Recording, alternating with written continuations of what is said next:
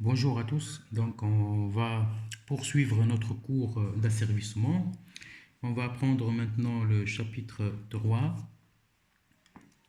notre troisième chapitre qui va traiter donc les systèmes linéaires, asservis en boucle ouverte, BO, et en boucle fermée, BF. D'accord? En boucle ouverte et en boucle fermée. Donc, on va commencer par petit 1, les systèmes bouclés et fonctions transfert. D'accord? Système bouclé et fonction de transfert. FT, c'est la fonction de transfert. Donc, de façon générale, le principe fondamental d'un système bouclé est d'utiliser le feedback, c'est-à-dire la contre-réaction, c'est-à-dire le retour de la sortie vers l'entrée pour faire des comparaisons, bien sûr. Donc, je vais prendre directement le schéma fonctionnel d'un système bouclé. Donc, un système bouclé est représenté par le schéma fonctionnel suivant. Donc, un comparateur, un correcteur, le système en question, sortie et retour qui passe par un capteur directement vers le comparateur. Voilà, donc je répète. Donc le système bouclé est représenté par sa fonction ou bien son schéma fonctionnel suivant. On utilise le comparateur plus moins. Ici, c'est le correcteur qui va corriger, comme son nom l'indique, correcteur qui va corriger l'erreur en question. Donc ici, c'est l'erreur. Et le système en question, par exemple le climatiseur, d'accord? Sortie, notre sortie, la sortie, qu'est-ce qu'on veut dans la sortie? Donc on va la comparer, c'est pour cela on va faire le capteur qui va capter la sortie, qui va la comparer avec la consigne, l'entrée. C'est-à-dire, vous avez le climatiseur, vous désirez 25 ou bien 16 degrés Celsius, et je veux garantir mes 16 degrés à la sortie. Je veux garantir mes 16 degrés à la sortie. Donc, pour que je puisse garantir cette température, je dois toujours, à chaque instant, comparer la sortie à l'entrée. Si l'erreur égale à 0, par exemple 16 moins 16 de la sortie égale à 0, donc le système fonctionne de façon correcte. Sinon, si la différence entre l'entrée et la sortie est différente de 0, donc je dois corriger. C'est pour cela que je mets des correcteurs pour corriger l'erreur. D'accord? Donc ça, c'est le schéma fonctionnel général d'un système bouclé. D'accord? Donc,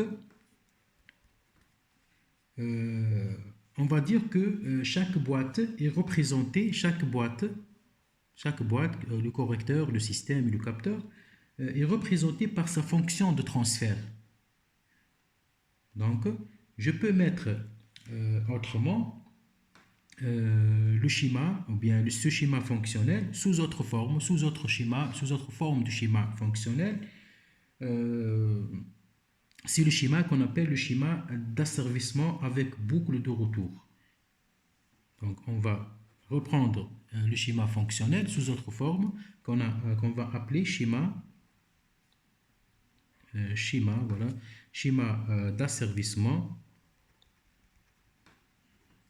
d'asservissement avec boucle de retour. Ça, c'est la boucle de retour. On appelle boucle de retour. Donc, le nouveau schéma est le suivant. Donc, ici, on dit qu'il s'agit de chaîne directe. La sortie, comme d'habitude. Retour, qui va passer par la chaîne de retour et qui va être comparé à chaque fois par l'entrée consigne. C'est l'entrée. Ici, c'est l'erreur, bien sûr. C'est l'erreur. D'accord? Donc, voilà, je répète. Donc, le schéma d'asservissement qu'on va utiliser toujours, c'est comparateur, chaîne directe qui va nous donner la sortie qui va être réinjectée à l'entrée à travers une chaîne de retour qui va être comparée avec l'entrée. Donc ça, c'est le schéma fonctionnel d'un système linéaire asservi. D'accord? D'un système linéaire asservi. La fonction transfert de ce système est telle que, par exemple, je vais mettre ici E de P, c'est l'entrée, E de P, epsilon de P, d'accord, S de P, par exemple, je mets pour la chaîne directe AP, pour la chaîne de retour B de P, d'accord, je vais l'écrire, donc E de P, c'est quoi le E de P? Le E de P, c'est quoi? Le E de P, c'est l'entrée. D'accord? S de P, la sortie. Epsilon de P, c'est l'erreur possible, bien sûr. A de P, c'est la fonction de transfert de la chaîne directe. B de P, c'est la fonction de transfert de la chaîne de retour, la fonction de transfert de la chaîne de retour. Donc, la fonction de transfert du système global, comme on a déjà étudié avant, la fonction de transfert du système en boucle fermée, je dis bien en boucle, je vais l'écrire, en boucle fermée, toute la boucle fermée, n'est autre que, par définition, H de P égale toujours S de P sur E de P.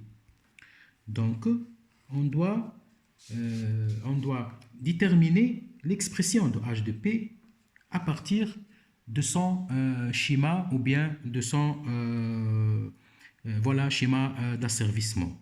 D'accord? On va supposer dès le début que la chaîne de retour est unitaire. On va supposer, comme je dis, une chaîne de retour unitaire. C'est-à-dire que B de P égale à 1. Si B de P est égal à 1, donc chaîne de retour unitaire, B de P égale à 1. Si B de P égale à 1, donc il s'agit d'un fil conducteur. Au lieu de mettre chaîne de retour, au lieu de mettre la fonction transfert de B de P, je mets directement un fil conducteur qui va réinjecter la sortie à l'entrée. D'accord? Et donc, le nouveau schéma d'asservissement est devenu à retour unitaire, chaîne directe, A de P, au lieu d'écrire chaîne directe, A de P, voilà, sortie qui va être réinjectée directement à l'entrée, plus ou moins E de P, A de P. Donc ça c'est bien chaîne d'asservissement à retour unitaire. Ça c'est à retour unitaire. D'accord? C'est un retour unitaire. Donc, on veut déterminer la fonction transfert. On veut déterminer la fonction transfert de l'asservissement à retour du schéma de l'asservissement à retour unitaire. D'accord? Donc ici, je peux écrire qu'il s'agit d'un système bouclé à retour unitaire. Système bouclé à retour unitaire. D'accord? Donc la fonction transfert. Pour écrire la fonction transfert, je vais poursuivre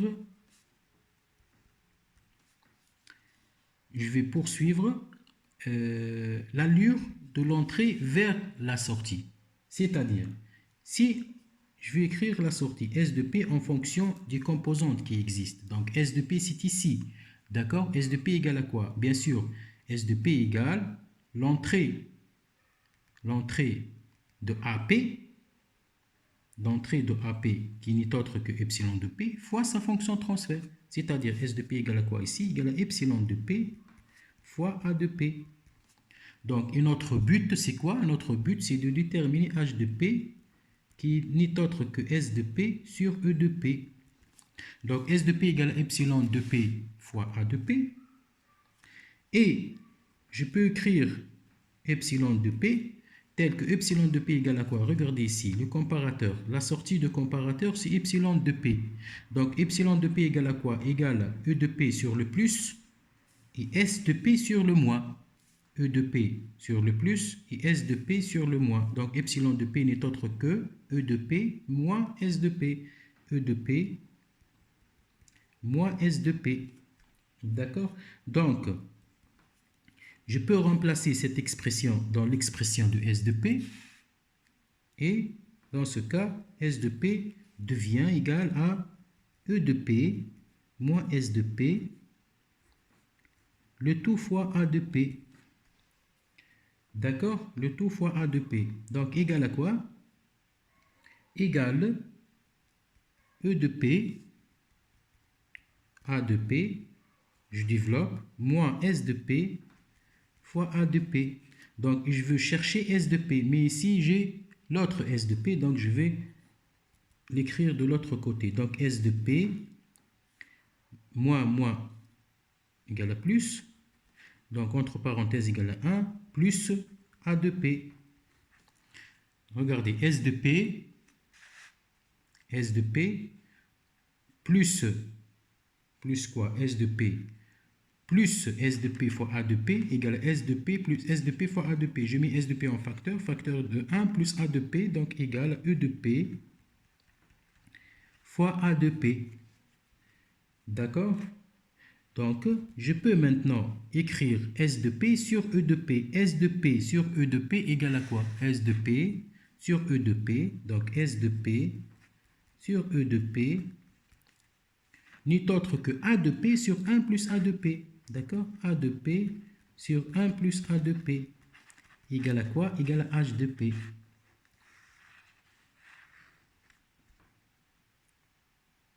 D'accord? C'est la fonction transfert, c'est la fonction de transfert d'un système asservi, c'est la fonction de transfert, c'est la fonction de transfert d'un système asservi à, je dis bien, à retour unitaire. Il n'y a pas de B de P. Autrement dit, B de P égale à 1. Donc, la chaîne de retour égale à 1. Donc, ça, c'est une définition.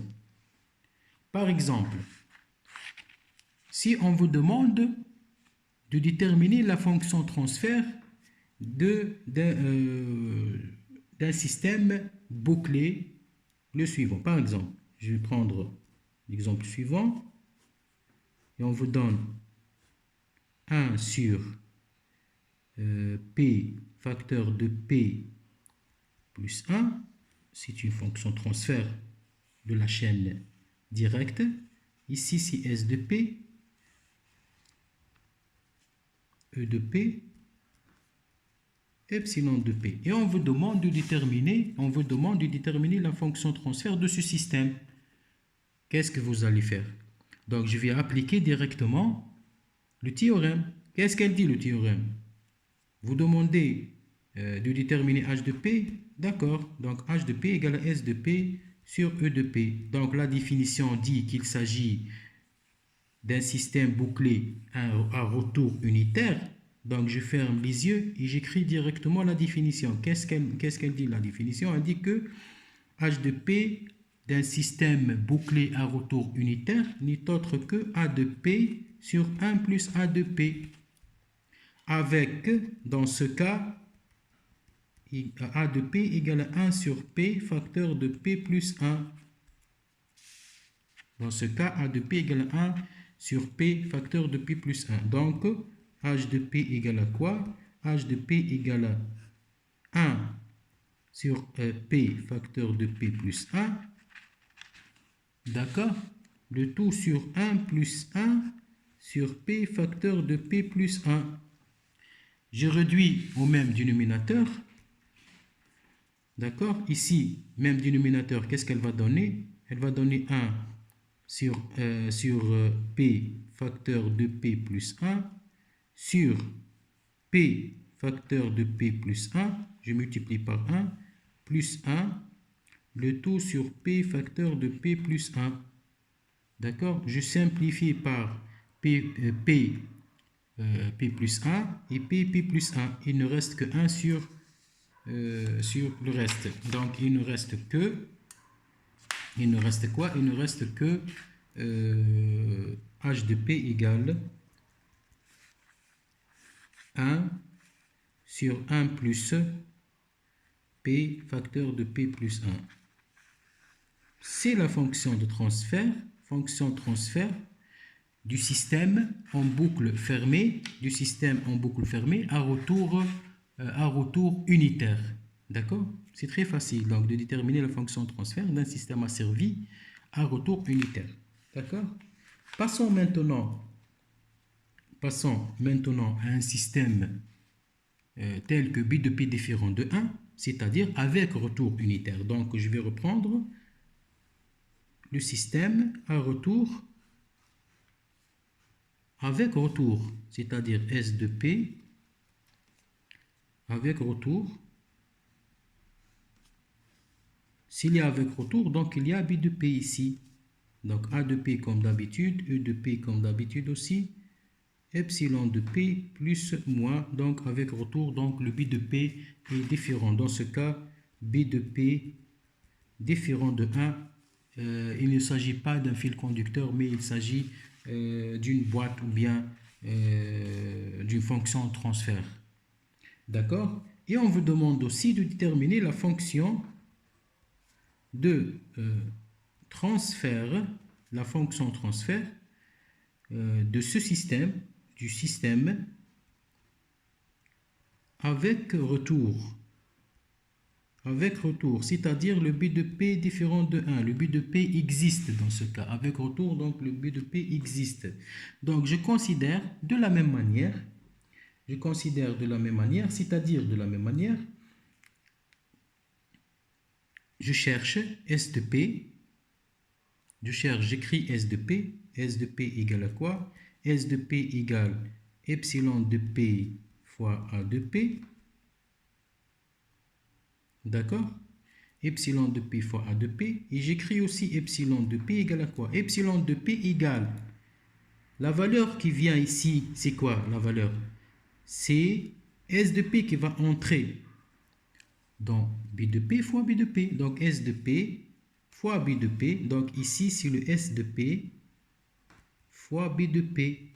Donc epsilon de P est différente par rapport à epsilon de P à retour unitaire. D'accord? Donc epsilon de P n'est autre que E de P maintenant, moins S de P fois B de P. S de P fois B de P. D'accord?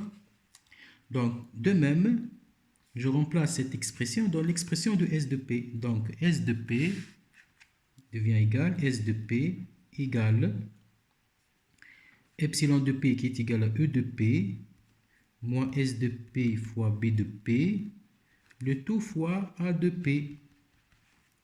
Le tout fois A de P, d'accord? Donc, je développe l'expression S de P égale E de P fois A de P moins S de P fois A de P fois B de P, d'accord? Donc, j'ai 2 S de P, donc j'écris S de P en facteur. Donc, S de P, comme d'habitude, moins devient plus, donc facteur de 1 plus A de P fois B de P égale à E de P fois A de P. Donc maintenant, je peux écrire la fonction transfert. La fonction transfert, toujours égale à S de P sur E de P. La sortie sur l'entrée. Elle est égale à quoi ici? S de P sur E de P n'est autre que A de P sur le reste. Donc A de P sur 1 plus A de P fois B de P. Voilà. Donc ça, c'est l'autre définition. L'autre définition de la fonction transfert en boucle fermée. Donc, en conclusion, qu'est-ce que je peux dire? La fonction de transfert d'un système, la fonction transfert d'un système bouclé, la fonction transfert d'un système bouclé est de type à retour unitaire. À retour unitaire, je mets entre parenthèses B de P égale à 1. B de P égale à 1. Donc, sa fonction transfert H de P n'est autre que A de P sur 1 plus A de P. A de P sur 1 plus A de P. Et avec retour, l'autre fonction transfert avec retour, c'est-à-dire B de P différent de 1. Donc H de P égale à quoi? Égale à A de P sur 1 plus A de P fois B de P. Donc ces deux définitions, vous devez les apprendre par cœur. Donc deux définitions. Fonction transfert en boucle fermée, BF. Fonction transfert en boucle fermée, un retour unitaire égal à A de P sur 1 plus A de P. Fonction transfert en boucle fermée, avec retour, tel que B de P différent de 1 égale A de P sur 1 plus A de P fois B de P. D'accord? Voilà. Et si je veux écrire, eh bien, on vous demande de déterminer la fonction transfert du système en boucle ouverte.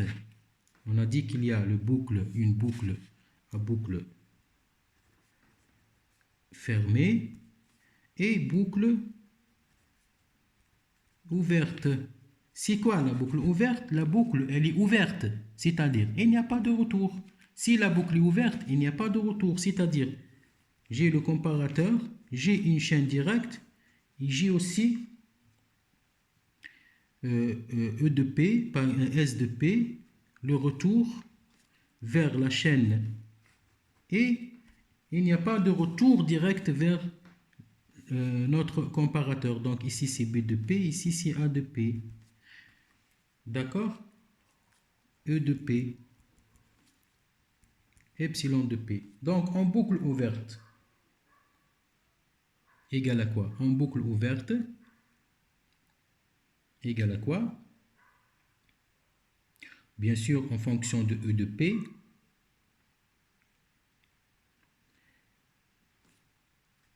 la fonction transfert en boucle ouverte, par définition, la fonction de transfert en boucle ouverte de ce système, on note T de P en boucle ouverte, ou bien même on peut écrire H de P, mais on écrit BO, égale A de P fois B de P. C'est l'autre définition. Donc, c'est notre troisième définition. La fonction de transfert d'un système en boucle ouverte n'est autre que, n'est autre que quoi? N'est autre que A de P fois B de P. Et on peut montrer cette expression, on peut la démontrer plutôt. D'accord? Ici, epsilon de P égale à U de P. Donc, S de P égale à U de P fois A de P, en tenant compte ici que S de P, cette expression S de P va être multipliée par B de P, et ainsi de suite. Donc, on va faire la démonstration dans le TD, bien sûr. D'accord? Donc, en tenant compte de la fonction de transfert en boucle ouverte, on peut écrire aussi la fonction de transfert en boucle fermée. Donc, h de p en boucle fermée, puisqu'on a a de p fois b de p égale à t de la boucle fermée. Donc, la fonction de transfert en boucle fermée n'est autre que a de p, puisqu'elle est égale à a de p sur 1 plus a de p fois b de p. On peut l'écrire a de p sur 1 plus t en boucle ouverte, avec t en boucle ouverte égale à a de p fois b de p. A de p fois b de p. D'accord? Même on peut développer le calcul, on peut mettre aussi, comme on a écrit dans le cours, h de p, elle est égale aussi à t de p sur 1 plus t de p fois 1 sur b de p. Donc, j'utilise pas beaucoup cette expression, ou bien cette définition, mais j'utilise toujours les deux premières définitions qui dit que la fonction transfert d'un système en boucle fermée à retour unitaire égale a de p sur 1 plus a de p, et en boucle fermée, il est égal à a de p sur 1 plus a de p fois b de p. D'accord? Fois b de p. Donc, passons maintenant à l'étude d'un système bouclé. Je dis bouclé, donc je dis bouclé, donc avec des boucles d'un système bouclé. Donc, je passe à l'étude d'un système bouclé du premier ordre. Et nous savons tous, c'est quoi le premier ordre? Donc, au dénominateur, il y a seulement P exposant 1. Donc, de façon générale, la fonction transfert en boucle ouverte d'un système de premier ordre, la fonction transfert, on a étudié ça, la fonction transfert T de P d'un système de premier ordre n'est autre que K, le gain statique, si vous vous rappelez bien, sur 1 plus taux P, constante du temps fois P. Ça, c'est la fonction de transfert d'un système bouclé de premier ordre. D'accord? Et si je veux, ou bien on vous demande de déterminer la fonction transfert d'un système bouclé à retour unitaire, qu'est-ce que vous allez faire? On vous a donné la fonction transfert d'un système à retour unitaire. Donc, je vais dessiner ou bien donner le schéma fonctionnel de ce système. Système à retour unitaire, je ferme les yeux et j'écris directement qu'il s'agit d'un système avec chaîne directe et retour unitaire. E de P, S de P, A de P. Dans ce cas, je vais utiliser T de P. Donc ici, c'est T de P. Dans ce cas, quelle est la fonction transfert de ce système bouclé? La fonction transfert en boucle fermée de ce système bouclé à retour unitaire. Bien sûr, par définition, h de p, je répète, h de p égale à a de p sur 1 plus a de p. Or, au lieu d'écrire a de p, je vais écrire t de p. D'accord? Donc, h de p en boucle fermée, il est égal à t de p sur 1 plus t de p. D'accord? Et je remplace par l'expression de t de p. Et on va trouver qu'elle est égale à k sur 1 plus taux de p égale à k sur 1 plus taux de p sur 1 plus k sur 1 plus T de P. Réduire bien sûr au même dénominateur et ainsi de suite. Vous allez trouver qu'elle est égale à K sur 1 plus taux P plus K avec K constante. C'est le gain statique. Avec K constante, le gain statique. Donc, c'est sous la forme de quoi? Sous la forme de K', sous la forme de K' sur 1 plus taux prime P. K', il y a K sur 1 plus K constante fois T de P, exactement sous forme de K' sur 1 plus taux prime fois P. Avec, bien sûr, avec K' égale à quoi? Avec K' égale à K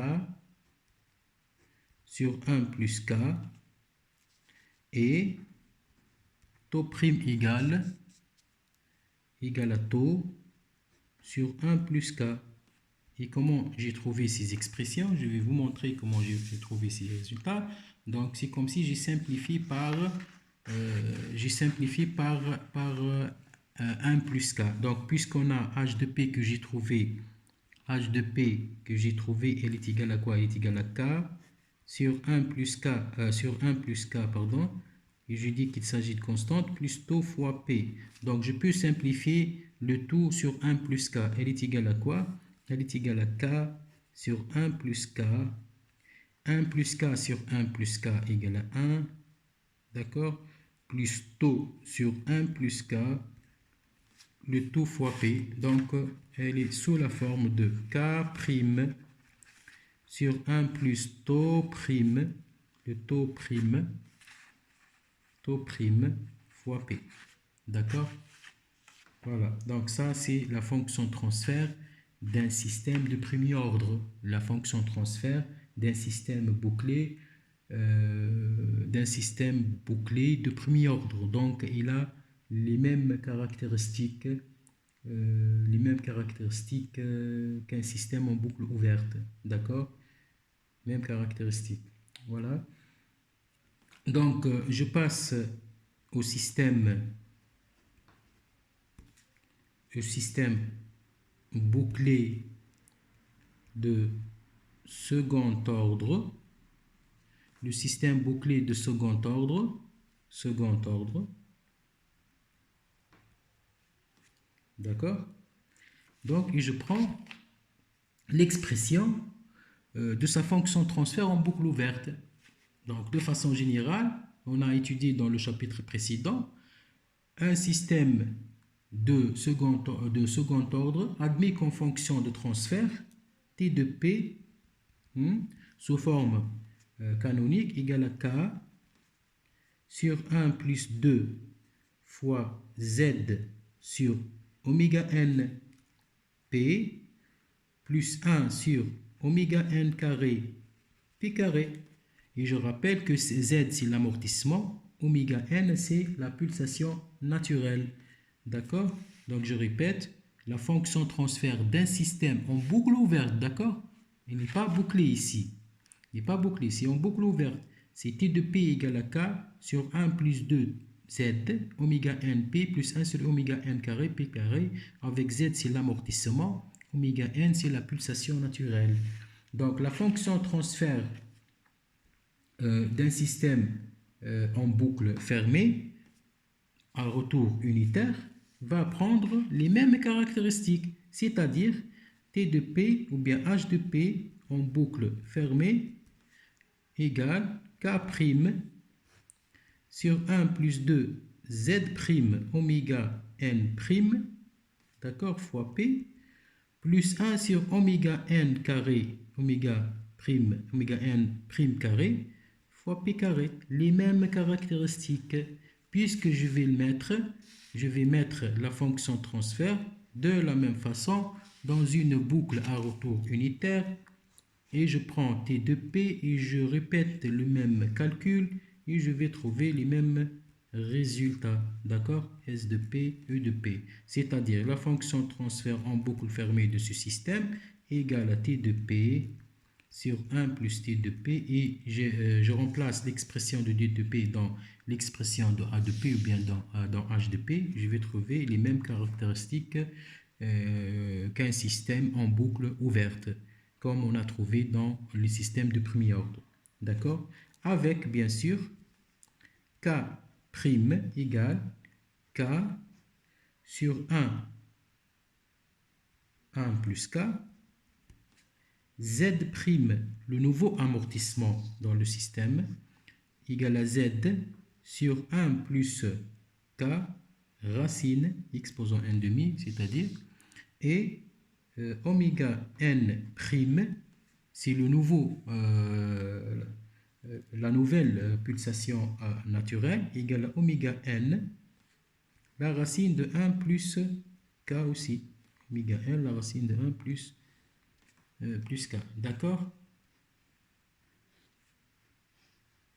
Voilà.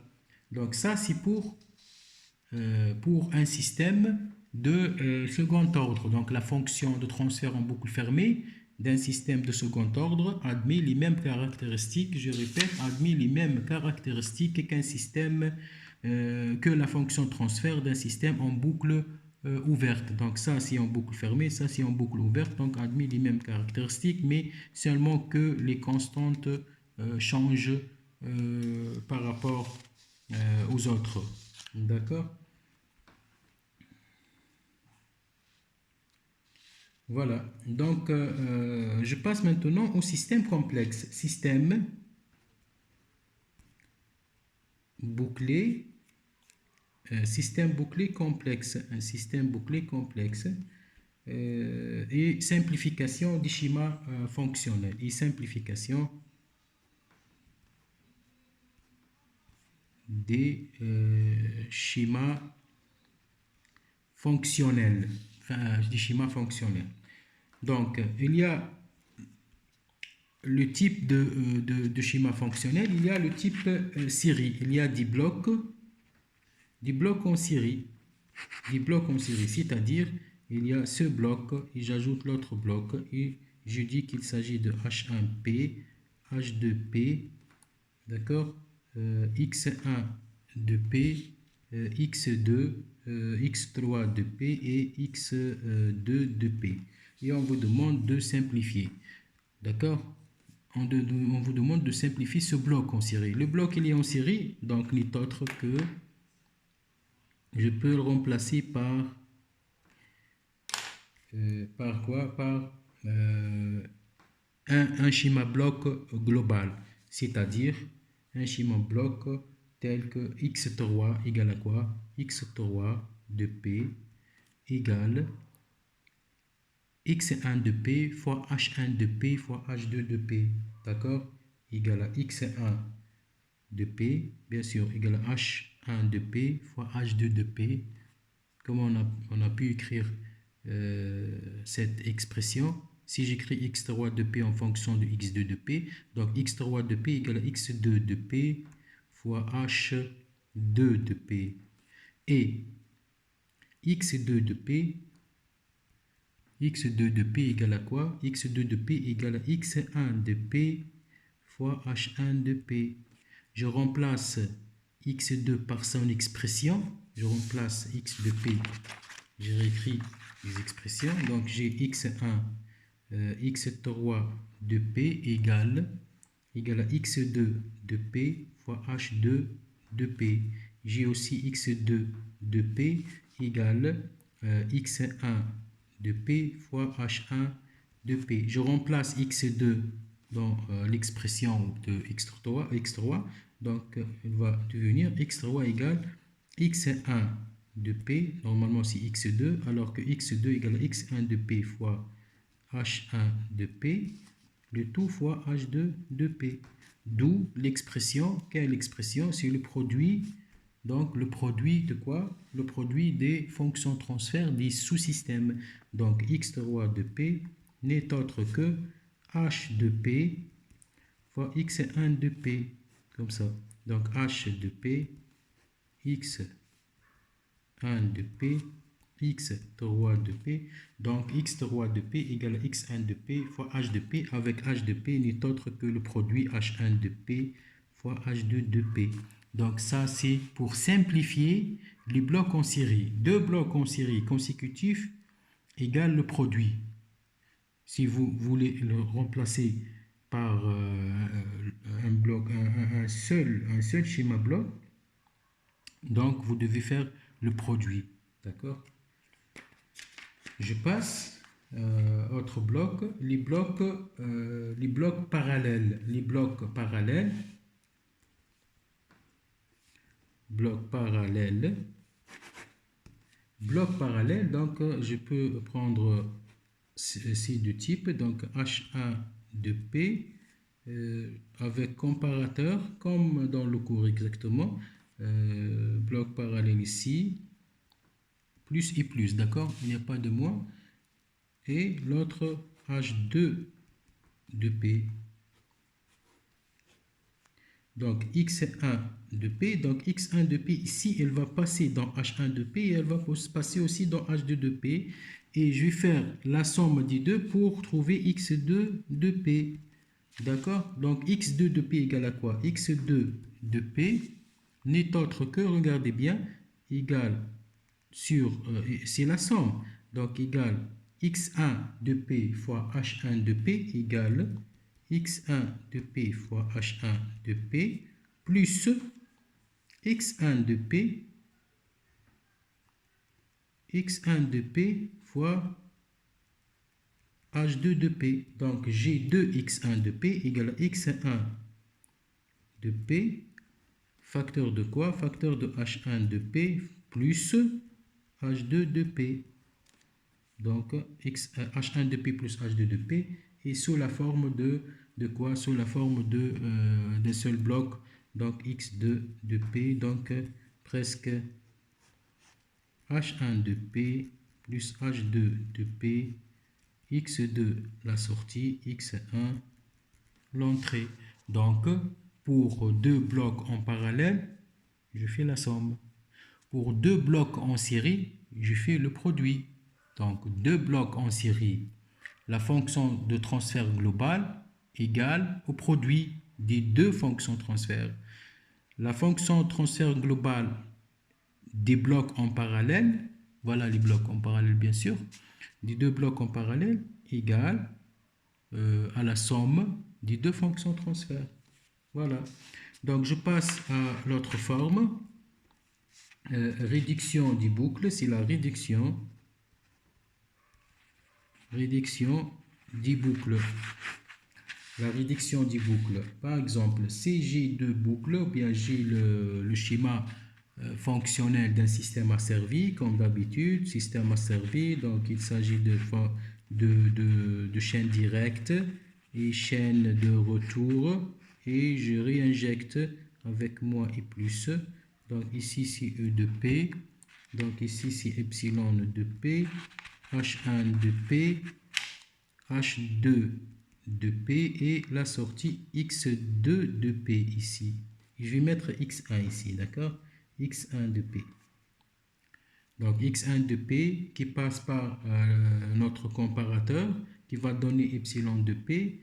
Sur le comparateur, je réinjecte X2 de P qui est la sortie qui va passer sur la chaîne de retour vers le comparateur pour donner epsilon de P qui va être multiplié par H1 de P. D'accord? Donc on peut écrire ici X1 de P qui n'est autre que H1 de P, X1 de P qui est H1 de P fois epsilon de P, avec epsilon de P égale à quoi? Égale à X1 de P bien sûr, comme j'ai noté dans le cours que je vous ai envoyé. Donc epsilon de P égale à quoi? Égale à ici epsilon de P. Epsilon de P égale à X1 de P moins H2 de P fois X2 de P. D'accord?